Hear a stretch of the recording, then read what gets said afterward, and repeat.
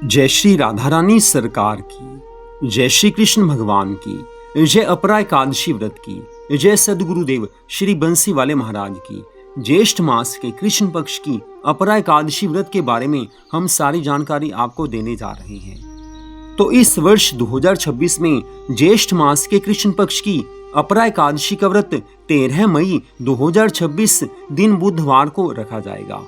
एकादशी तिथि का शुभारंभ 12 मई 2026 दिन मंगलवार को दोपहर 2:52 पर हो रहा है और एकादशी तिथि की समाप्ति 13 मई दिन बुधवार को दोपहर 1:29 पर हो रही है। तो हमारे हिंदू धर्म ग्रंथों में स्पष्ट बताया गया है कि एकादशी का व्रत उसी दिन रखना चाहिए जिस दिन सूर्य उदय होने के समय एकादशी तिथि हो। तो इस कारण अपरा एकादशी का व्रत 13 मई दिन बुधवार को ही रखा जाएगा। अब अगली बात आती है कि अपरा एकादशी के व्रत की पालना का शुभ मुहूर्त कौन सा है, अर्थात व्रत को खोलने का शुभ मुहूर्त कौन सा है।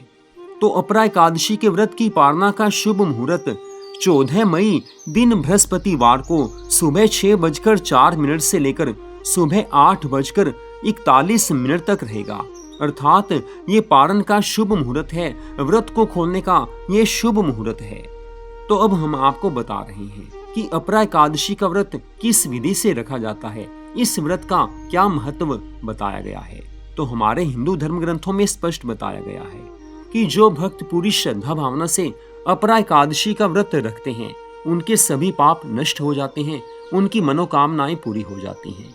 इस कारण अपरा एकादशी का व्रत अवश्य रखना चाहिए। जिन भक्तों ने ज्येष्ठ मास के कृष्ण पक्ष की अपरा एकादशी का व्रत रखना है उन्हें चाहिए कि एकादशी तिथि अर्थात अपरा एकादशी व्रत वाले दिन 13 मई दिन बुधवार को सुबह जल्दी उठ जाएं, नहा धोकर पवित्र हो जाएं। नहाने के जल में गंगा जल मिलाने से गंगा स्नान का पुण्य फल मिल जाता है। गंगा जल घर में नहीं है तो नहाते समय हर हर गंगे, हर हर गंगे, इस तरह माँ गंगा जी के नामों का उच्चारण करेंगे तो भी गंगा स्नान का पुण्य फल अवश्य प्राप्त होता है। नहा धोकर साफ सुथरे वस्त्र पहन लेने चाहिए। इसके बाद अपने घर के मंदिर में श्री लक्ष्मी नारायण भगवान जी का, श्री राधा कृष्ण भगवान जी का, तुलसी माता का पूरी श्रद्धा भावना से पूजन करें।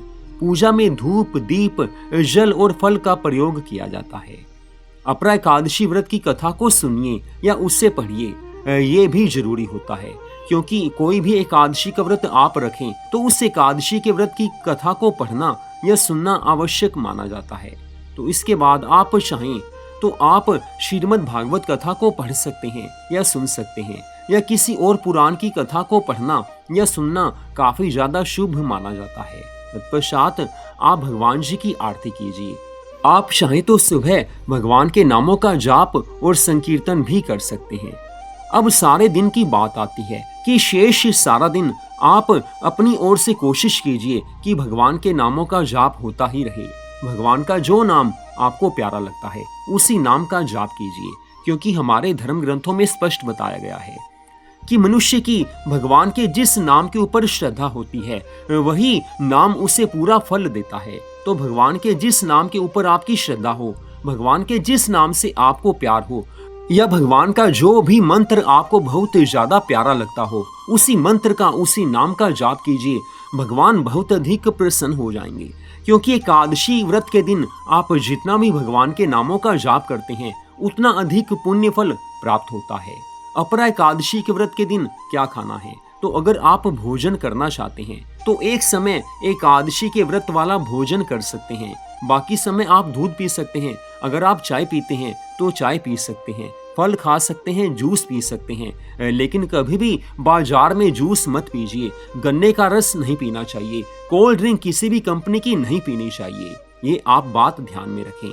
लेकिन एकादशी के व्रत वाला भोजन करना है तो एक समय कर सकते हैं। एकादशी के व्रत वाले भोजन में आप सामक के चावल खा सकते हैं, सामक के आटे की रोटी खा सकते हैं, आप साबूदाने की खीर बनाकर खा सकते हैं, आप साबूदाने की सब्जी बनाकर भी खा सकते हैं, आलू की सब्जी खा सकते हैं, आलू का रायता खा सकते हैं। तो ये चीजें जो एकादशी के व्रत में खाई जा सकती हैं वो एक समय आप खा सकते हैं, बाकी समय दूध पीजिए, चाय पीजिए, ये आप कर सकते हैं।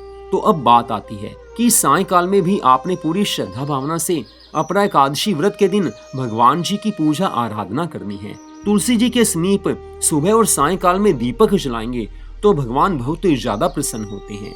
अब बात आती है कि रात्रि में क्या करना है।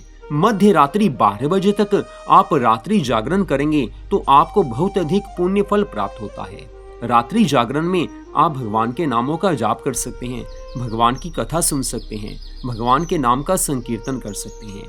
लेकिन अगर आप रात्रि जागरण नहीं कर सकते, क्योंकि कुछ लोग रात के 12 बजे तक जाग नहीं सकते, तो आप जिस समय भी सोने लगे उस समय भगवान जी के नामों का जाप करें और फिर सो जाएं, तब भी आपको भगवान की पूरी कृपा मिलेगी।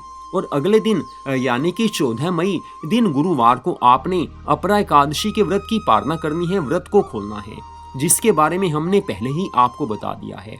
व्रत की पालना में आप सुबह भगवान को दूध और किसी भी फल का भोग लगाइए, उसके बाद प्रसाद रूप में उसे खा लीजिए, व्रत ऐसे खुल जाता है।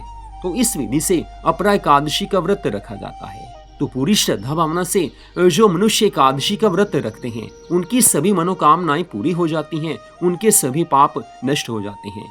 इस वीडियो के बारे में कोई भी प्रश्न आपने पूछना हो तो कमेंट करके प्रश्न पूछ सकते हैं, आपके प्रश्न का उत्तर अवश्य दिया जाएगा। जय श्री राधा रानी सरकार की, जय श्री कृष्ण भगवान की, जय अपरा एकादशी व्रत की, जय सदगुरुदेव श्री बंसी वाले महाराज की, जय जय श्री राधे, जय जय श्री राधे, जय जय श्री राधे श्याम।